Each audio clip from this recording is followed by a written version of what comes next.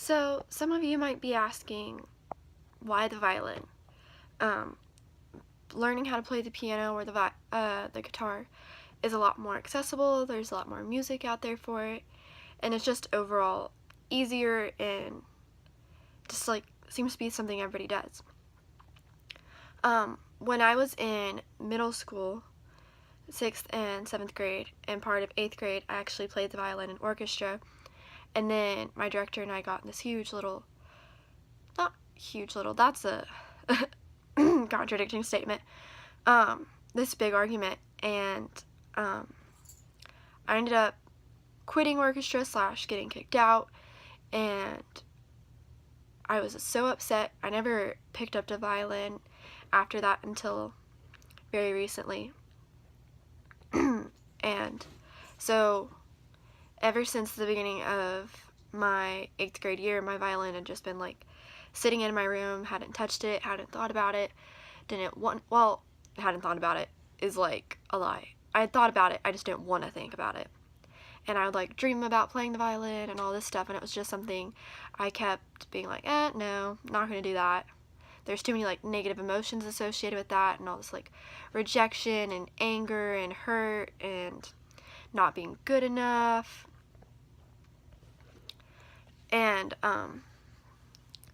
recently I felt like God was just saying, Michaela, I want you to play the violin again.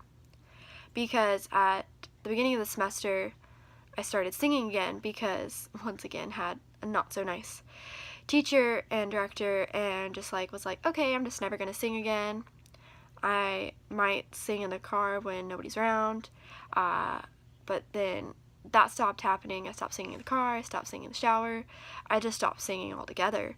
Like, I'd put music on, wouldn't sing, I would go to church and I wouldn't sing, and then like I slowly like started singing again, and I could tell that God wanted me to like be on a stage and sing for people and not just like sing in my room by myself or like sing in the back for church.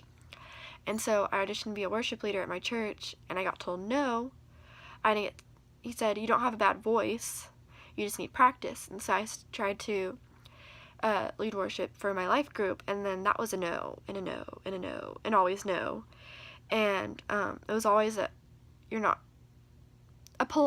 good enough.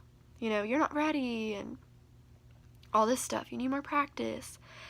And it was really frustrating because everybody was telling me I need more practice and all this stuff, but nobody would give me the chance to actually practice.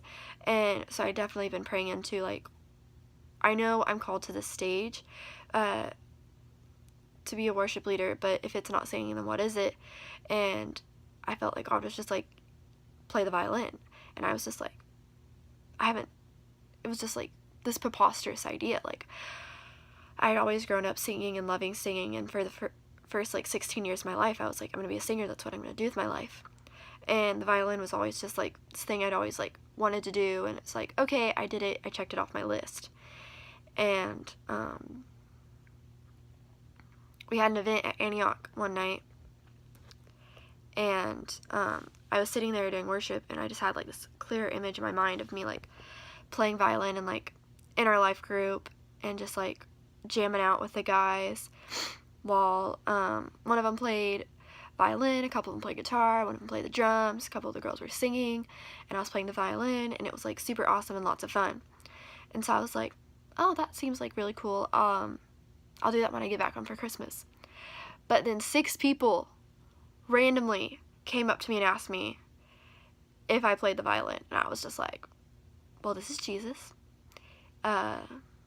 So I came home, got my violin out, and paid like $45 to have it restrung. It's a lot of money. And I was like, okay, if we're gonna do this, we're gonna go for it. And so I'm just kind of going for it, and just seeing where it takes me. I'm picking it up a lot quicker than I was expecting, which is really nice. Yeah, because I thought I was gonna be like hardcore struggling, but it's coming back to me really naturally, and I'm like, ooh, grace, I appreciate it. Because I don't mind working really hard for it and all that. I didn't want to start back at square one, you know. because I got the impression to be like riding a bike, like, oh yeah, you have the idea of how it works. You just have to get back in the swing of it, and I've gotten back in the swing of it really quickly, which I really appreciate. And I have to sneeze. Excuse me. The first song I wanted to learn was Can't Help Falling in Love by Elvis Presley, because I always ask all the musicians, do you know the song? And they're like, no, I don't know that song. And I'm like, well, why not?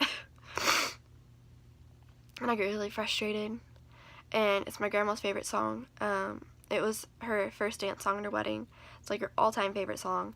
And so I really want to learn it by Christmas for her. But Christmas is in less than 3 days.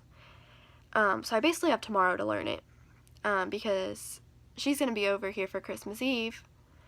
And then I might have some on Christmas Eve morning, but I basically have tomorrow to learn it. So that's kind of stressful because it's a lot more difficult than I realized, because you have to shift in a third position, and I left orchestra before I learned how to do that, and so that's been really stressful trying to figure out something new. But I feel like God has gifted me a lot of grace in that area, to be patient with myself, to not get frustrated and not give up, and to just persevere, and also to figure it out and kind of like teach myself how to do the things I didn't learn. So I'm just really excited to see where this whole journey takes me.